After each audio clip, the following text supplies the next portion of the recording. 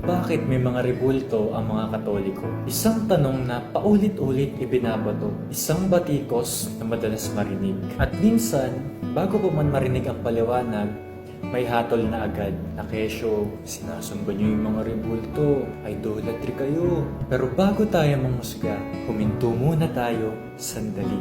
Hindi para ipanalo ang argumento, kundi para hanapin ang katotohanan ni Kristo. Sa previous vlog ko, may nagkomento at nagsabi, bakit may mga rebulto kayo? Nasa 10 Commandments at Bible na, pero bakit di nyo masunod na bawal gumawa nito?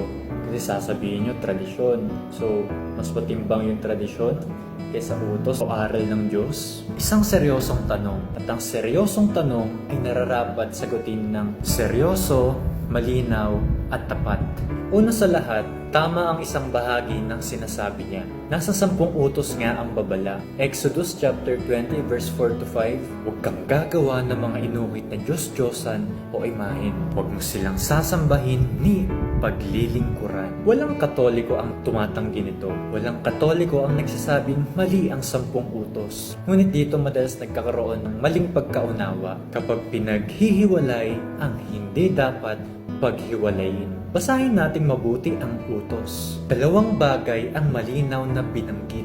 Ang paggawa ng larawan at pagsamba o paglilingkod dito bilang Diyos. Hindi ito dalawang magkaibang utos. Isa itong babala laban sa idolatria. Kaya malinaw ang prinsipyo. Hindi lahat ng imahe ay idol. Nagiging idol lamang ang imahe kapag sinamba bilang Diyos. Kung bawal ang lahat ng imahe, bakit nag-utos ang Diyos na gumawa ng imahe? At dito nagiging malinaw ang buong larawan. Ilang kabanata lamang matapos ibigay ang 10 utos, ang Diyos mismo ang nag-utos kay Moises. Gumawa ka ng 2 kerubin na ginto. Doon ako makikipagtagpo sa iyo. Exodus chapter 25. Hindi ito ideya ng tao. Hindi ito imbento ng relihiyon. Ito ay utos ng Diyos. May mga imahe sa kaban ng tipan, sa tabernakulo, sa templo ni Solomon. At hindi kailanman sinabi ng Diyos na mali ang mga ito. Bakit? Dahil hindi sila sinasamba. Ginamit sila bilang tanda ng presensya ng Diyos, hindi kapalit ng Diyos. At kapag ang isang banal na tanda ay naging Diyos-Diyosan, winawasak ito ng Diyos. Gaya ng nangyari sa tansong ahas na mababasa sa 2nd Book of Kings chapter 18 verse 4. Napakalinaw ng aral ng Diyos. Hindi imahe ang problema. Pagsamba sa imahe ang problema. Ngunit higit pa rito, may mas malalim na dahilan kung bakit may mga imahe ang mga Kristiyano ngayon. Sa lumang tipan, ipinaliwanag ng Diyos kung bakit bawal siyang ilarawan noon. Deuteronomy 4:15, wala kayong nakitang anyo nung nagsalita ako sa inyo. Hindi niya ipinakita ang kanyang anyo, kaya bawal siyang ilarawan. Ngunit dumating ang pinakamalaking pagbabago sa kasaysayan ng pananampalataya. Ang salita ay naging tao. John chapter 1 verse 14. Ang Diyos ay nagpakita. Si Jesus ay hindi ideya, hindi simbolo, hindi haka-haka. Siya ay may mukha, may katawan, may tinig na narinig, may katawang ipinako sa krus. Kaya sinabi ni San Pablo, si Kristo ang larawan ng di nakikitang Diyos. Kung ang Diyos ay naging tao, kung siya ay tunay na nagkatawang tao, sino tayo para sabihing bawal siyang ilarawan? Ang ganap na pagtanggi sa larawan ni Kristo ay sa mas malalim na antas, pagtanggi sa kanyang pagkakatawang tao. Ito ang katotohanan kailangang marinig ng malinaw. Hindi sinasamba ng mga Katoliko ang mga rebulto. Hindi sinasamba ang mga santo. Ang Diyos lamang ang sinasamba. Ang rebulto ay paalala, tanda, tulay ng alaala at pananampalataya. Tulad ng litrato ng mahal sa buhay, hindi mo hinahalikan ang litrato dahil papel ito, kundi dahil mahal mo ang taong kinakatawan nito.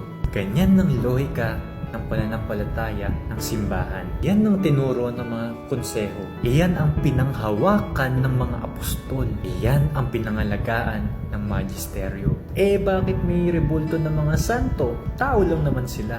Dahil ang mga banal ay buhay sa Diyos. At sa Pahayag chapter 6 verse 9, makikita natin ang mga kaluluwa ng mga banal sa langit. Ang mga rebulto ng santo ay hindi kapalit ng Diyos, kundi patunay ng nagagawa ng biyaya ng Diyos sa pusong marunong sumunod. Hindi nito binababa ang Diyos, pinapakita nito kung paano niya itinaas ang tao. Tradisyon ba ito na mas mataas sa salita ng Diyos? Hindi.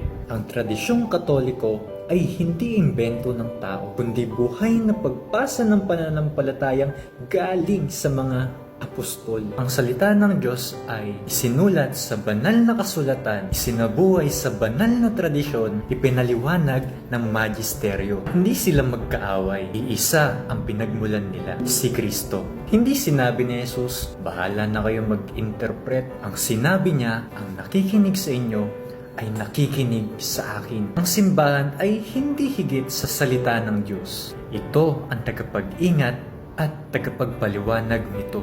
Hindi rebulto ang problema. Ang problema ay kapag hindi natin binabasa ang Biblia ng buo at tapat.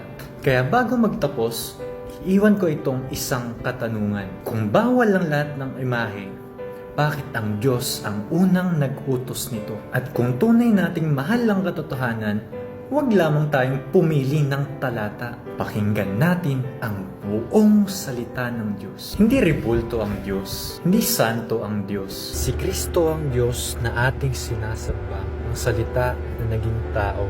Anak ng Ama na nagpakababa upang iligtas tayo.